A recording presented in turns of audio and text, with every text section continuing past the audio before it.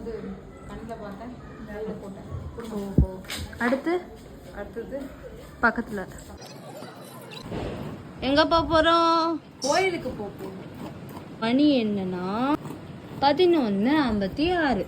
மணி வந்துட்டு 11:59.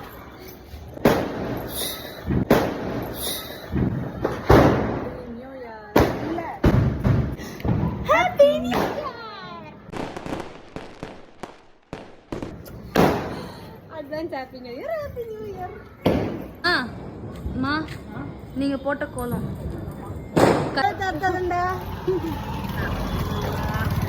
ஏங்கி தேரி சனங்கி தெரியா? அவ்வா சரி கொண்டா அப்படி